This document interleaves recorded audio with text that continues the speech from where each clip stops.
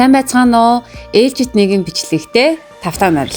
Өнөөдөр хэдүүлээ Нью-Йоркоос Вашингтон ДС рүү хэрхэн яаж явсан талаар хамтдаа үзэж сонирхох болно. Ингээд өнөөдрийнхөө бичлэгийг эхлэлцгээе.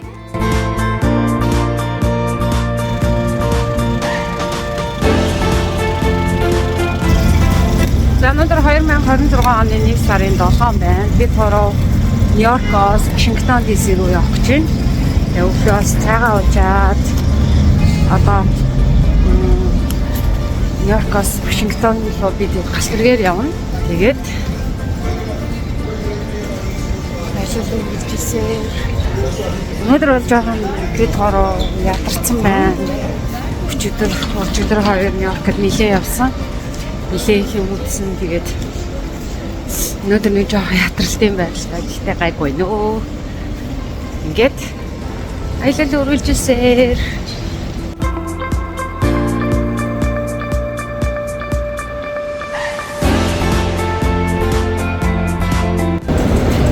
маш гоё архитектуртай хуучны гоё барилга байт юм байна.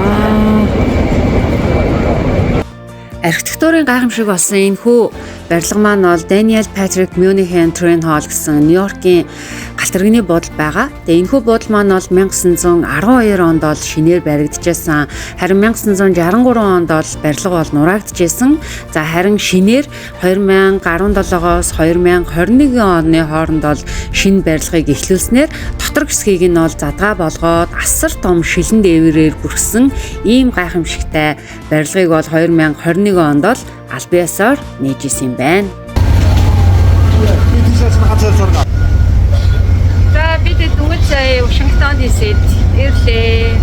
Галт тэрэгнээсээ буугаад одоо буудалд очиж юмнуудаа тавиад хэсэг жаал байж байгаа эргэн тойронтойгоо танилцъя да. Маш гоё тухтай гоё явж ирлээ. Галт тэрэг маань энэ байна. Ингээ явж байна да. Хүмүүстээ баргаж VIP явж ирлээ тий. Ганцаараа суугаад айгуу гоё тухтай ирлээ. Ингээд аялал үргэлжилсэн. Вашингтон ДС тавтаа морил. За Вашингтон Union Station харагдчихээн. Тэгээд энэхүү барилга маань бол 1907 онд бол анх ашиглалтанд орж исэн.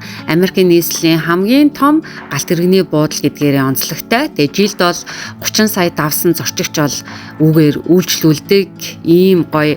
Надад бол яг энэ Америкийн галт тэрэгний буудлууд нь бол бүр үнэхээр маш гоё сонирхолтой ийм содон архитектуртай надад санагдчихлаа. Тэгээд энэ маань бол алтан цагаан өнгийн чимэглэлтэй, тэгээд нуман хаалга, өндөр таацтай Европын том буудлууд, Ром, Парис шиг ийм тансаг уур амьсгалтай ийм газар байна. За Вашингтон ДС-ийн галт тэрэгний буудал ийм том юм байна. Айгүй том юм байна. Өөрөөр одоо гарч чинь.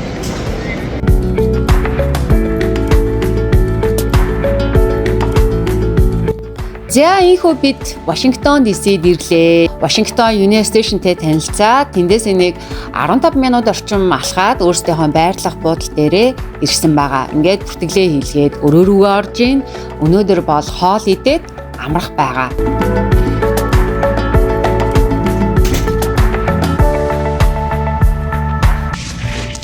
Арамент. За өнөөдөр 2026 оны 1 сарын 7-ны өдөр байна. Тэгээд өнөөдөр бол бид гурав Нью-Йоркоос Вашингтон ДС-д ирээд байж байна. Тэгээд манай хоёр гараад ойрхон ойр зуртайгаа танилцаа. Тэгээд эдлэм авчирхаар гарсан.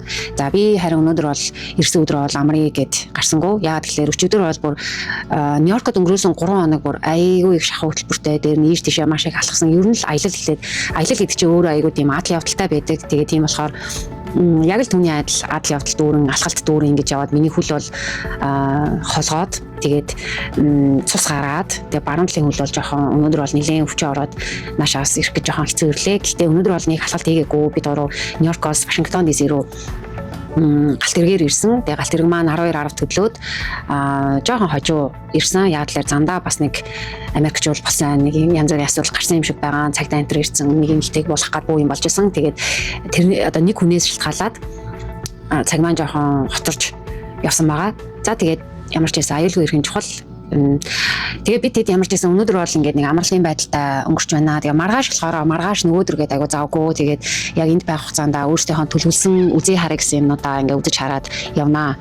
За аялал эхлээд бол айл эдийн дундаа орсон бид нэр төлөвлөсөн аялал маань бүр маш амжилттай явж байгаа. Туркээс хийсэн. Туркэд 5 хоног байгаа. Тэндээсээ бид нэр Америк Чикагод байж байгаа. Тэндээсээ Нью-Йоркоос Вашингтон DC-д ирсэн явж гин. Эндээ бид 3 4 хоног байна. Тэгээ эхний хоног нь бол нэг юм амралтын байдалтай. Яг л бид нар маш их ядарч. Тэгээд аялал гэдэг чинь өөрөө тийм адал явдал дүүрэн үзэж харах юм ихтэй. Дээр нь бид нөгөө суралцах зүйл айгүй их. Аялан гээл тэгэхээр ийш тийшээ одоо тийм машинаар хөрвүүлээд машинаар аваад ингээл энэ тансаг явах зүйл бол байхгүй шүү дээ. Бид нар чинь тэгэл өөрсдөө бор зүрхээр аялж байгаа учраас маш олон зүйлийг туулж үзэж байгаа. Тэгээд өнөөдөр бол янз бүрийн зүйл үзэж харсангүй. Өнөөдрийн бичлэгэн дээр бол зөвхөн Нью-Йоркоос Вашингтон DC рүү хэрхэн явсан, Вашингтон DC-ийн вокзал нь ямар вэ гэдгийг л харуулсан санагдаж байна.